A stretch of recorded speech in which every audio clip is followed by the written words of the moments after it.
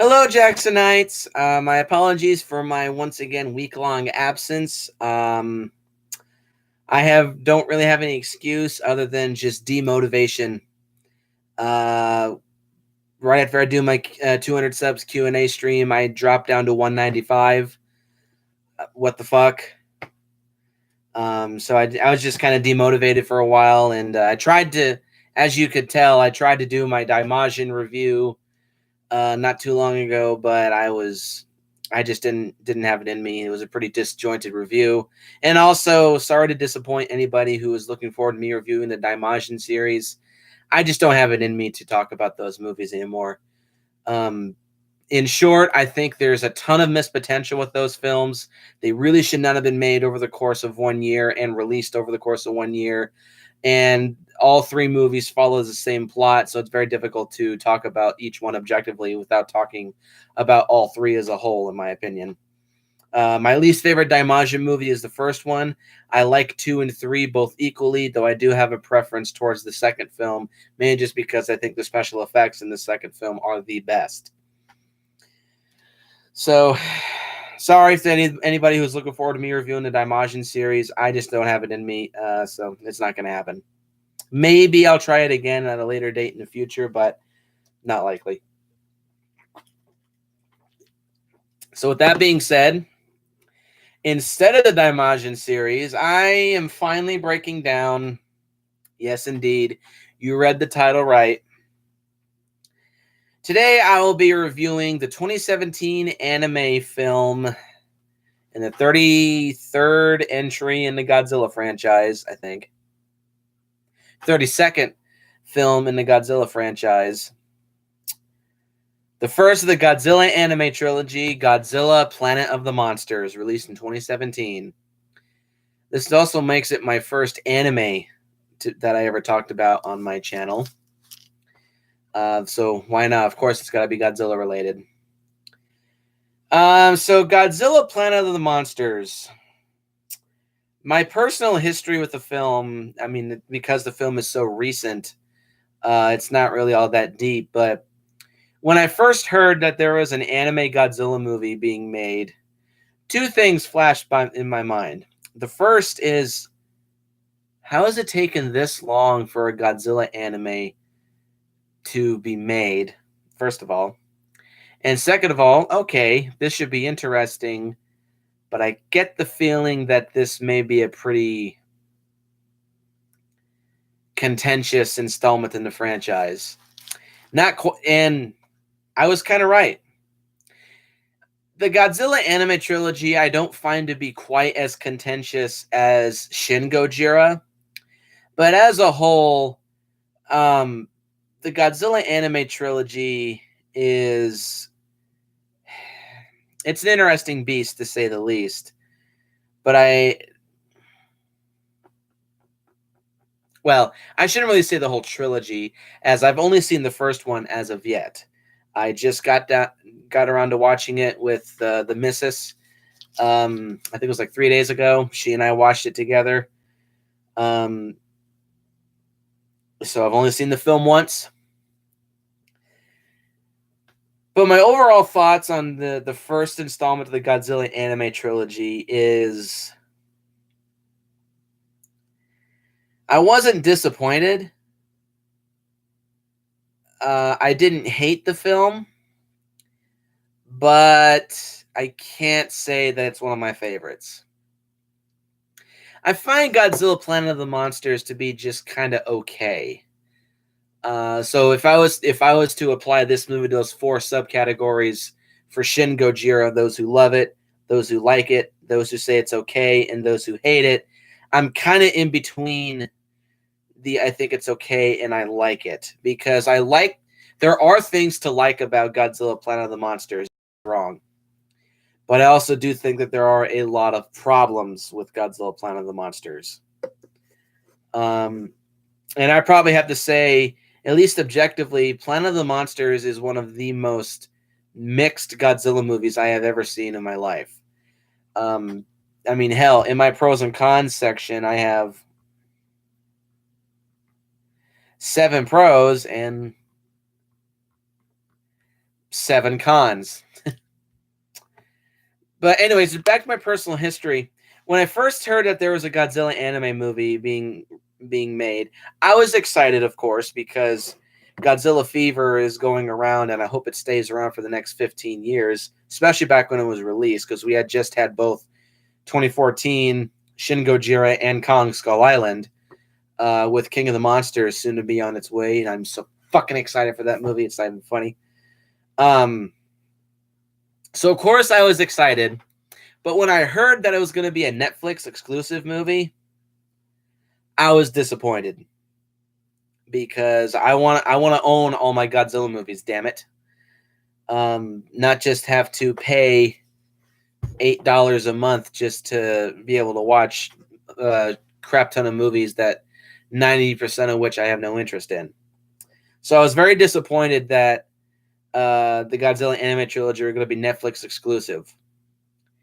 And I know that I said for a while, unless those movies get released on home video, I'm not going to review them. Well, I'm going against my word on that. I do that a lot. So yes, I sat down to watch the film on Netflix, as I just said. But another reason why I waited so long to see these, well, the first reason I waited so long is because I wanted to see if they would be put out on DVD. Thus far, it doesn't seem like that's going to be likely, but I could be wrong. It did take a year for Shin Gojira to be released here in the States, so maybe I just have to wait. But overall, or not overall, another reason why I waited so long to watch Planet of the Monsters is because of all of the reviews of the movie that I've seen. Not just the first Planet of the Monsters, but also the subsequent sequels, City on the Edge of Battle and Planet Eater, especially Planet Eater. Especially with 2 and 3, I just saw overwhelmingly negative reviews towards the 2 films. And once again, it did kind of make me lose faith in the Godzilla fan base as a whole, because I just felt like, oh my god, this is Shin Gojira all over again.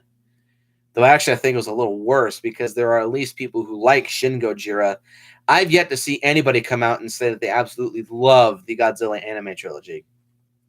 Though I may be one of those people who give it a surprising review.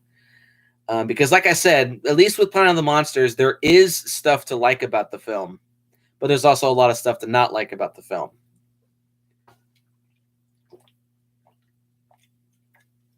So yes, the overwhelmingly negative reviews did scare me away from these movies for a while. But now that they've come and went, the negative emotions toward the movie, at least from what I've seen, seem to have kind of died down. Well, partially because King of the Monsters is coming out. I figure, why not? I'm going to sit down and I'm finally going to watch these movies. I've denied myself my dose of Godzilla for the new era long enough. So here we go. Let's jump into the plot of Godzilla, Planet of the Monsters. In the last summer of the 20th century, Earth has been plagued by giant monsters, and humanity is driven to near extinction by one monster that eliminated all others. This, of course, being Godzilla. It was at that time that 2 alien races with ulterior motives, the religious race, the Exif, and the technologically advanced Bilu Saludo, I think that's how you pronounce it, have come to Earth to offer their assistance against Godzilla.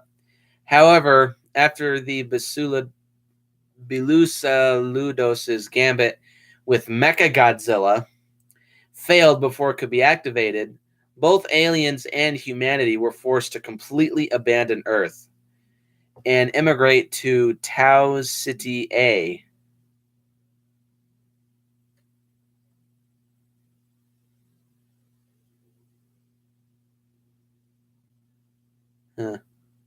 Which is a single star in the constellation Cetus that is spectrally similar to the Sun, though it has only about 78% of the Sun's mass. And at a distance of just under 12 light years from the solar system, it is a relatively nearby star and the closest solitary G-class star. Me, I'm guessing that means that it could potentially support life. They immigrate to Tau City E via the atrium. And among the humans is Haruo Sakaki, who bores a seething hatred toward Godzilla, as both of his parents were killed during the exodus off of Earth. 20 years later, and 11.9 light years away from Earth, a fully grown Haruo believes Tau E is uninhabitable and locks himself into a shuttle, which he threatens to blow up unless the ship's committee resents the order for his grandfather and all of the ship's elderly to scout the planet. However, Haruo fails and is arrested and thrown in a cell where he witnesses the immigration shuttle explode while entering the planet's atmosphere. And provided classified DNA by an Exif priest named Metphes, Haruo anonymously publishes an essay which details Godzilla's weak points in order to convince the Central Committee of the ship into returning to Earth once they conclude the unlikelihood of finding another habitable world. Upon returning to Earth, time having passed millennia due to relativist effects, the Atrium sends recon drones to scout the Earth, which reveal, of course, after 20,000 years, Godzilla is still alive.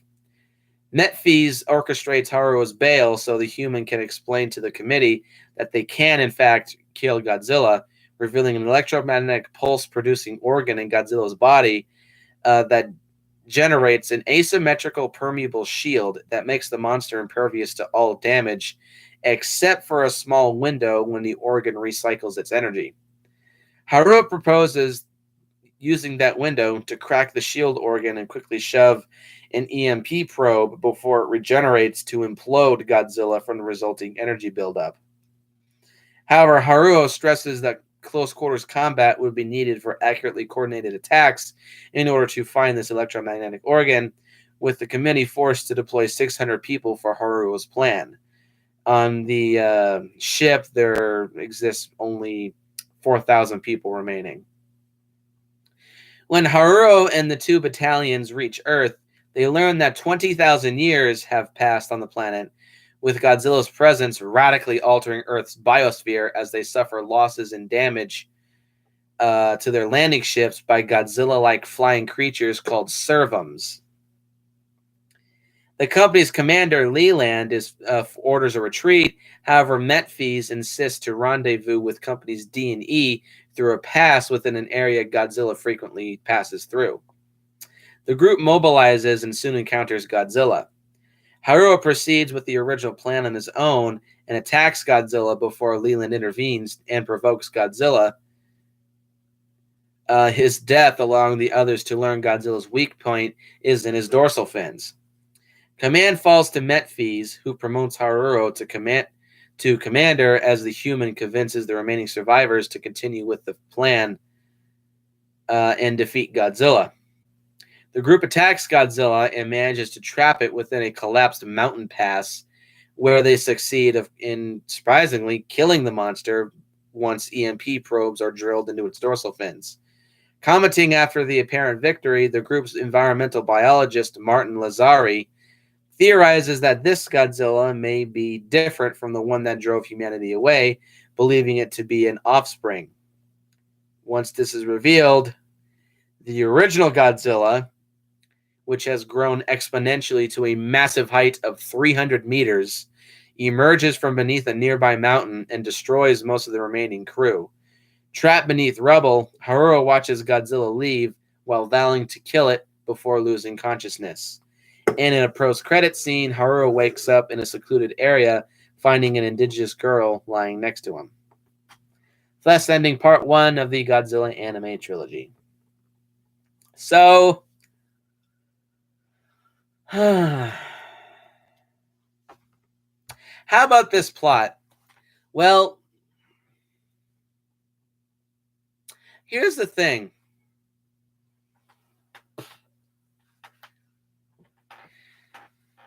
The plot falls into a lot of anime cliches that I will discuss when I get to the film's cons. But this definitely does feel like a very anime-esque type plot,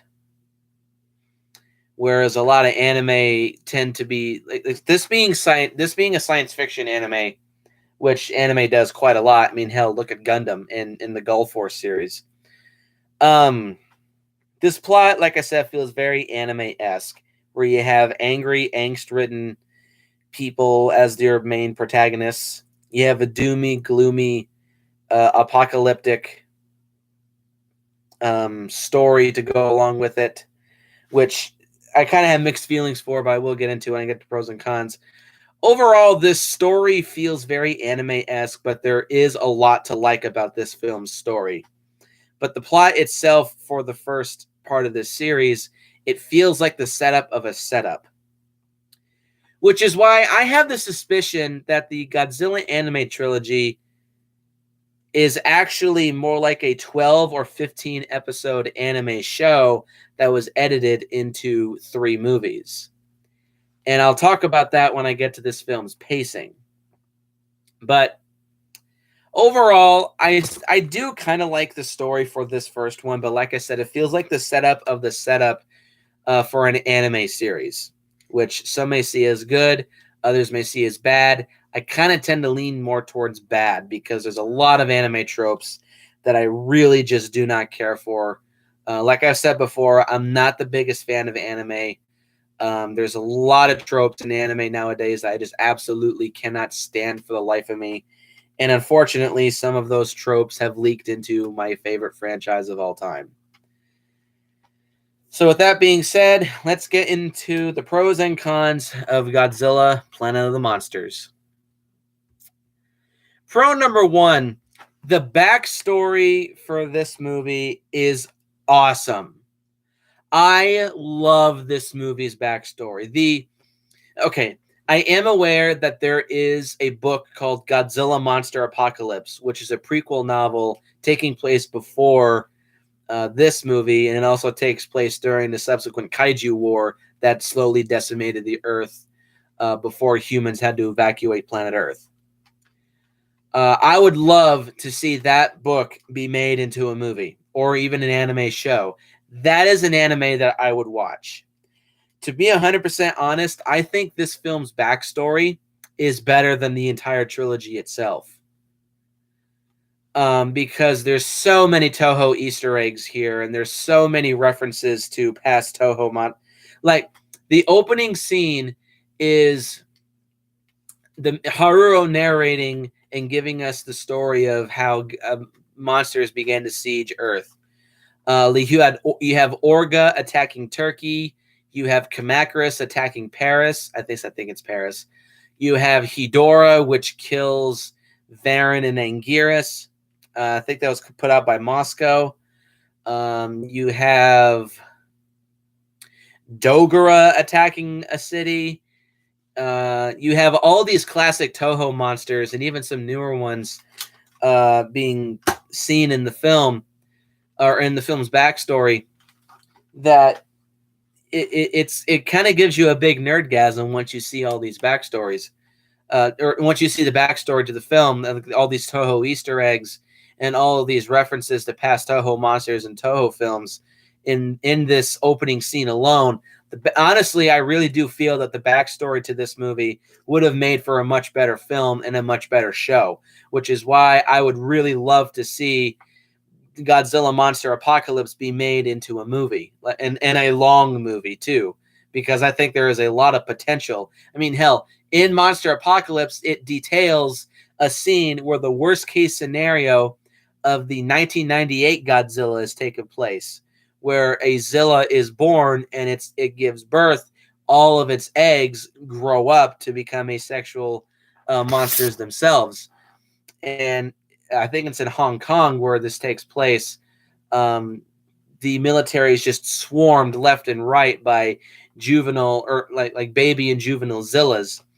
That alone could make a good movie. So I think this film's backstory is really, really fucking awesome. And there's so much potential in that to make its own movie or anime show. And I'll say this again. I think Monster Apocalypse itself should be made into a movie. And yes, I am aware that there is also a second prequel novel. I can't remember the name of it, but I'm pretty sure it takes place before City on the Edge of Battle. I'd love to see that be made into a film as well, because it details a lot of what went into Mechagodzilla. But Monster Apocalypse really should be made into a film, and this movie's backstory is awesome. Like I said, there's so much potential here, and it's really intriguing. It's really doomy and apocalyptic in a good way, unlike the rest of this film. But like I said, when I get to the cons, overall, this movie's backstory is awesome. It's a great setup as to why the movie takes place. And again, I'd love to see more of this movie's backstory expounded upon.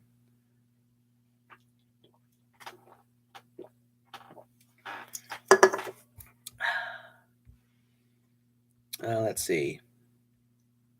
Pro number 2 is the animation.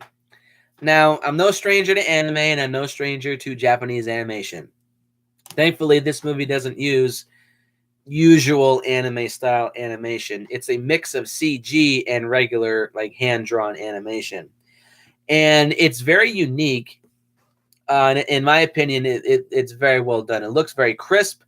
Looks like this movie had a fairly decent budget. It's very well detailed. Everything moves very well. It doesn't move kind of herky-jerky. Like, I get the sense that this is a bit of an experiment, more of experimental style of animation, but it's not herky-jerky. It doesn't look prototypical, and it doesn't look bad. The animation in this movie is very well done all across the board. For the entire, I've seen clips of the second and third films, and overall the animation is very, very well done. Pro number 3 is the voice acting. Now, I did watch this movie dubbed, so I can't give any. I'm not sure if I can give any credit to the Japanese cast. But I can say that the English dub for this movie did a pretty good job. We have Chris Niosi as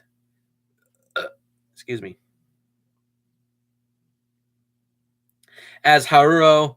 We have Lucien Dodge as Metfies. Edward Bosco as Martin Lazary. We have Jamieson Prince as Mulu Elu Galugu, one of the aliens. Christina V as Yuko Tani, who is Haruo's kind of forced love interest, I think. Robbie Damon as Adam Bindewald, Bindewald. Ray Chase as Elliot Leland. Keith Silverstein, who I'm pretty sure I do recognize as Umberto Mori. Doug Stone as Halu Ilu Doludo. And Joe Achman as Endurfi. Overall, the English voice acting for this film is pretty good. It's a hell of an improvement over the English dub done for The X from Outer Space. That's for goddamn sure. But no dub actor feels like they're phoning it in. Nobody feels like they're bored. Nobody feels stilted, except for Metfies, but I feel like that's intentional because he's a religious alien. So there are times where he sounds kind of monotone, but again, I think that's just part of his character. So that's fine. Overall, the voice acting in the film, at least as far as the English dub goes, it's good. I can't say that it was insufferable to listen to. There is some dialogue here and there that I feel was pretty cliche, but that wasn't the fault of the dub. I just feel like that was the best. I feel like that was the fault of the script. But the voice actors overall, they give good performances. Pro number 4 is this movie is very colorful. Kind of like with, what was it? Kind of with Justice League. The film is very pretty to look at. There's lots of neon colors. There's lots of neon blue. There's lots of neon greens and purples and pinks. The movie kind of has this grayish blue color tone to it when they're on Earth. Overall, this movie is very pretty, and that's one thing I can say about a lot of modern anime shows, that they are very colorful and very pretty to look at. And again, more props goes to the animation because of how colorful this film is. So I can definitely say this movie is pretty to look at. Pro number 5 is the end twist. After Godzilla is killed, and then we have the larger father Godzilla, dubbed Godzilla Earth, arrive, and turns out, oh, that's the original Godzilla. Oh shit. That was an end twist that I can honestly say that I did not see coming. So that definitely gave me a very pleasant surprise, and I think it was very well handled too. Because the whole movie, it's implied that the Godzilla that they're fighting against is the Godzilla that besieged Earth 20,000 years ago. Turns out, no, it's not. The Godzilla that the humans fight against is 50 meters in height, at least for most of the movie. For the first Godzilla that they fight against in most of the movie is the offspring Godzilla, known as Godzilla Filius. Filius, I'm pretty sure, is a Latin word for child or offspring. So it's kind of in your face.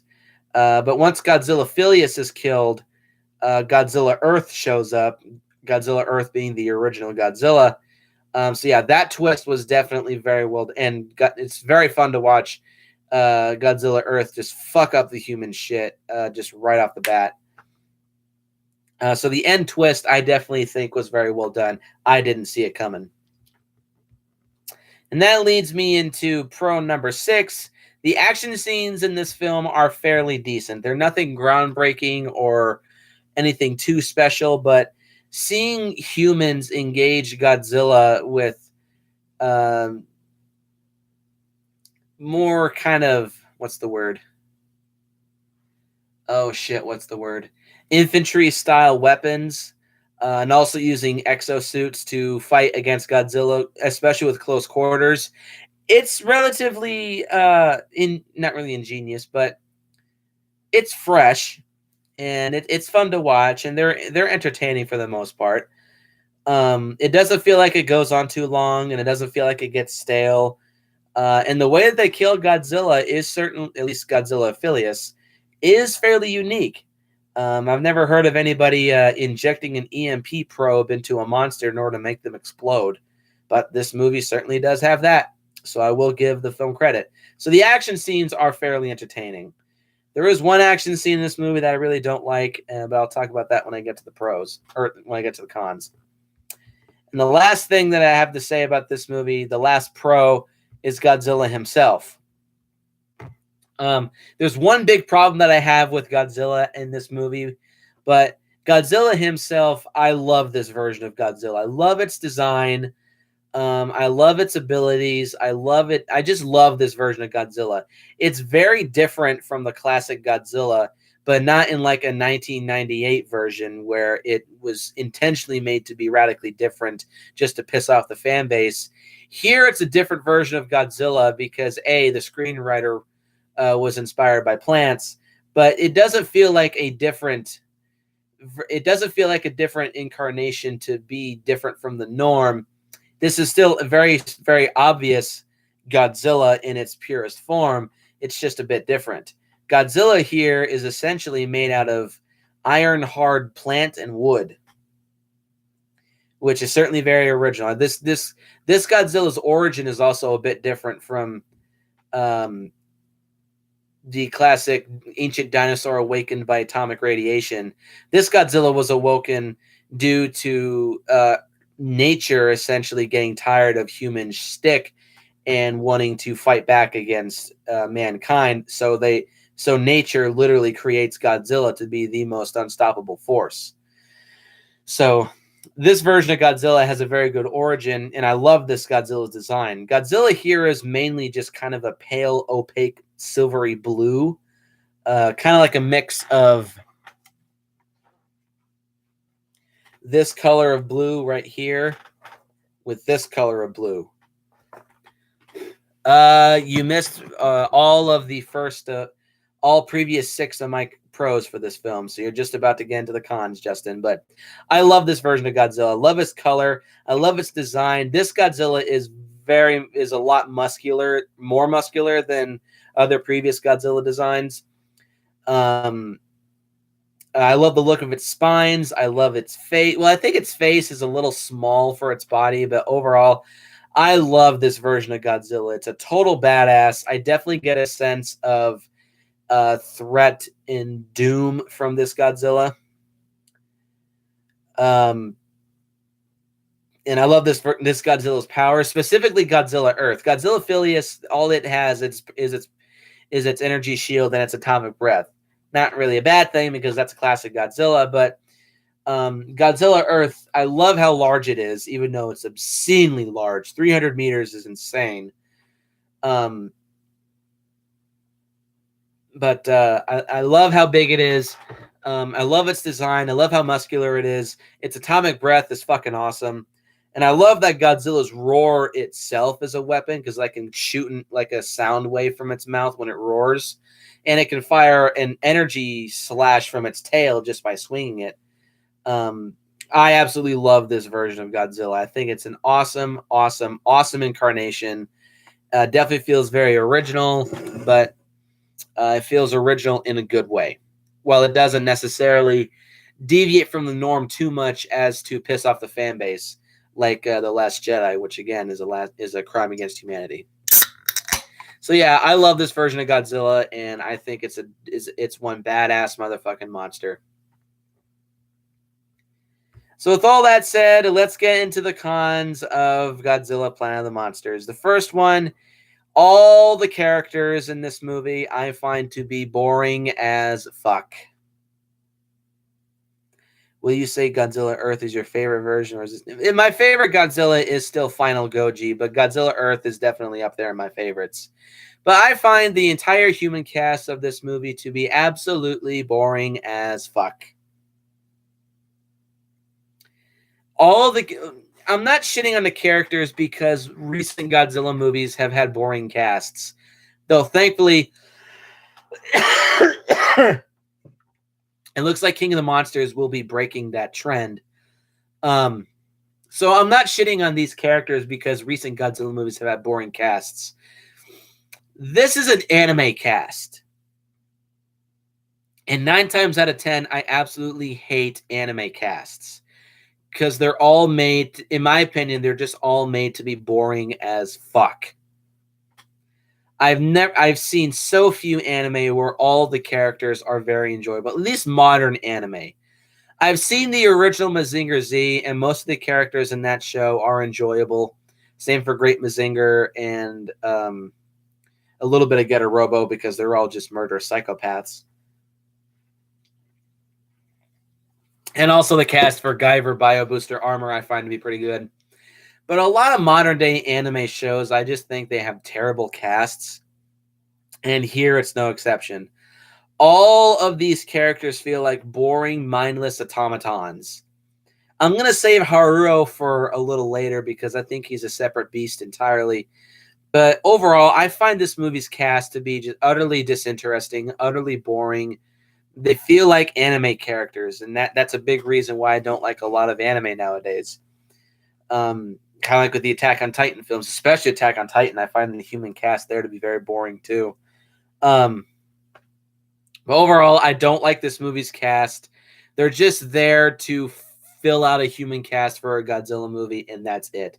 And they're also anime.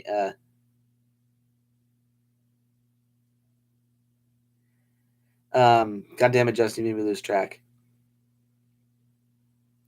I just find that the human cast in this film to be very boring.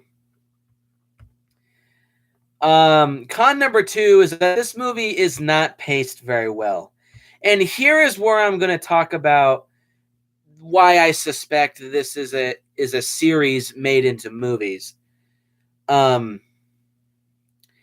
I feel like this film, Planet of the Monsters specifically, is the first 3 episodes of a show edited into one movie. You have the exciting first episode, which sets up the universe and gives us backstory.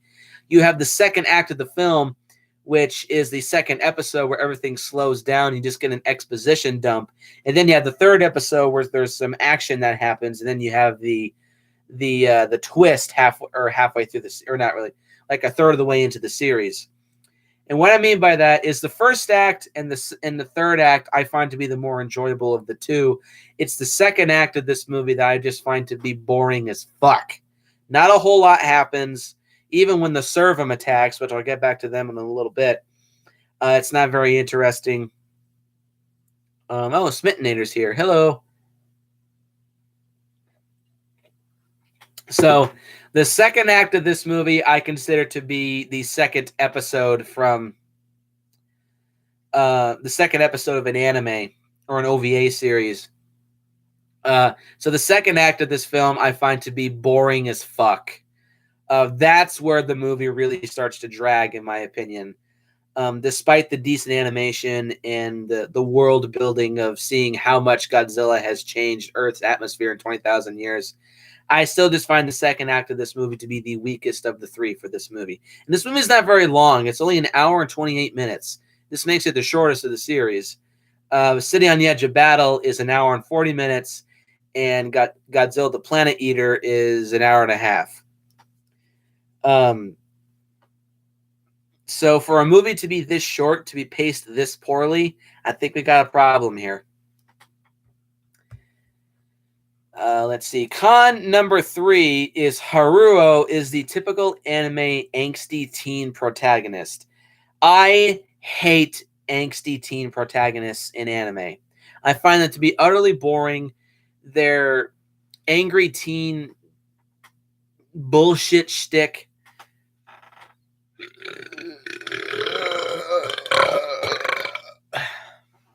I find to be extremely predictable. What do I think of the human characters being CG? I don't mind the human characters being CG. I feel like this gives it makes the animation of these movies feel much more unique. So I really don't give a shit that people complain about the animation here. I think it's fine. Hang on one second.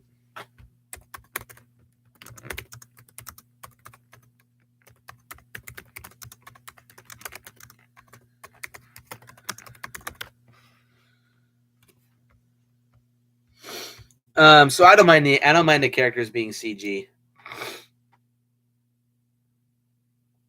And Justin, stop retracting your messages. What the fuck?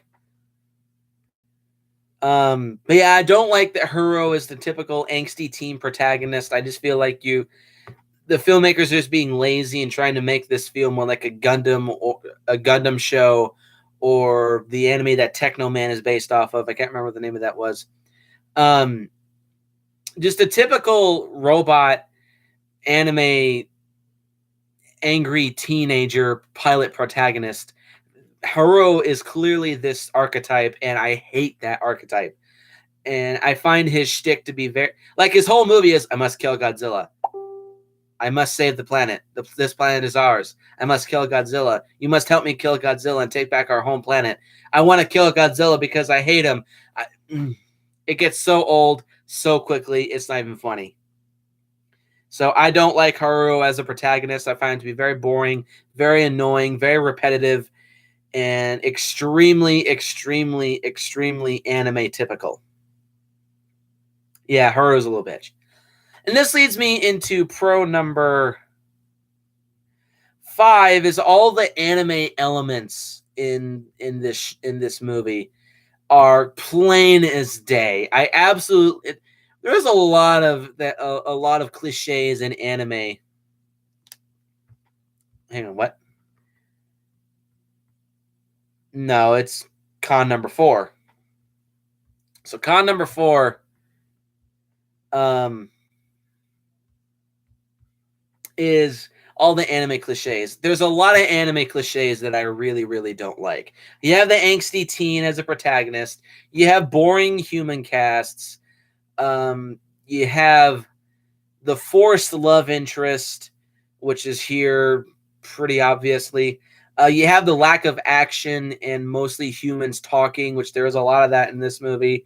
There's so many anime cliches that are prevalent in this film that I was hoping so badly that the filmmakers would pull their head out of their ass.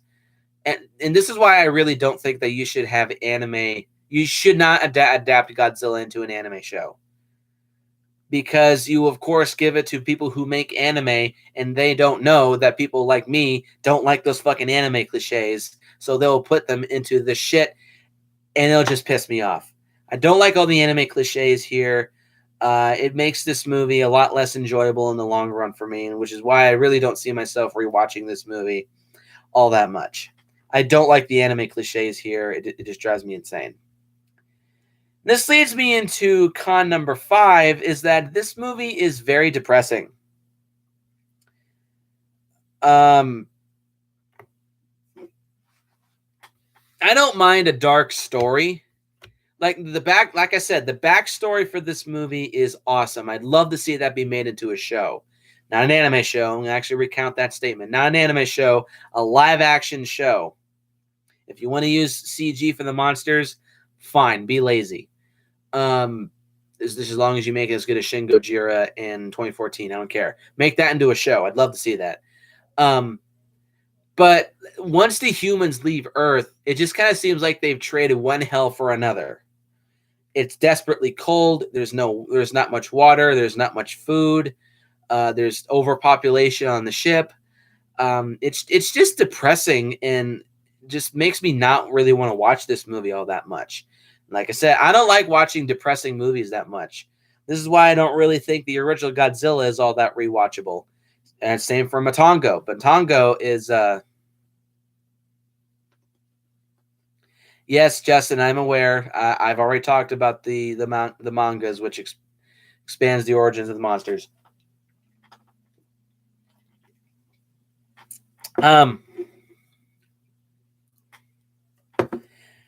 So after a while, the doomy, depressing, gloomy tone of this movie really starts to bog me down and make me kind of want to turn this off.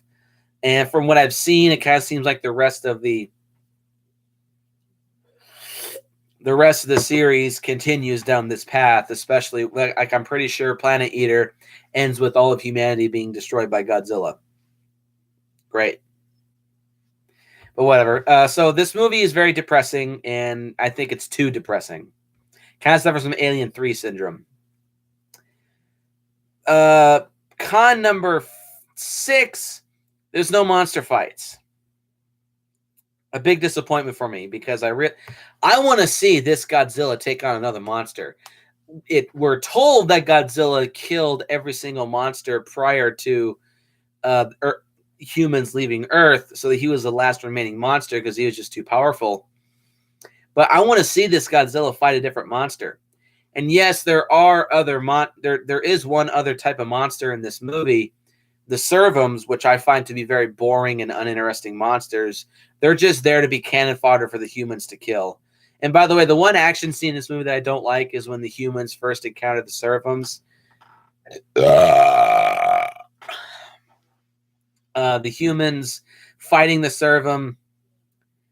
It's sloppily edited for one, and it's just a very uninteresting action scene. They're just some of the most boring monsters that Toho has ever produced. And it's also kind of disappointing that at least if there's a scene where the Serpent fight Godzilla, I would have been fine with that. But like I said, there's no monster fights, and I find this to be very disappointing. And it kind of doesn't seem like we don't get a monster fight until the end of the entire trilogy. And I actually have seen the Godzilla versus King Ghidorah fight. I'll talk about that when I get to the Planet Eater. But don't expect me to say good things. So overall, the lack of a monster fight in this movie didn't do much for me, and it did kind of disappoint me. And this leads me into the last problem that I have with this movie is the lack of Godzilla. He's talked about a lot, but in an hour and 28-minute long movie, I'd say he has maybe, counting both Phileas and Godzilla Earth, I think Godzilla has maybe about 8 minutes of screen time in total. Again, disappointing. It's not like Godzilla 2014 syndrome where they're intentionally not revealing Godzilla much to us. Here, I just kind of feel like the filmmakers were just trying to build up Godzilla. Now, granted, the build up or lack thereof, but in a good way of build up, to the twist ending, revealing the original Godzilla, is good, but I just kind of feel like they were pushing it a little too far, which is why I wish there was a little bit more Godzilla action, or the Godzilla screen time of both Phileas and the original Godzilla. So that's a big problem for me. It's called Godzilla Planet of the Monsters, and he has maybe 8 minutes of screen time in the whole film. And of the entire, or I don't know, I'll calculate that when I get to Planet Eater, but it does seem like Godzilla has a bit more screen time in the subsequent second and third film. So overall, that's all I really have to say about Godzilla Planet of the Monsters. It's okay.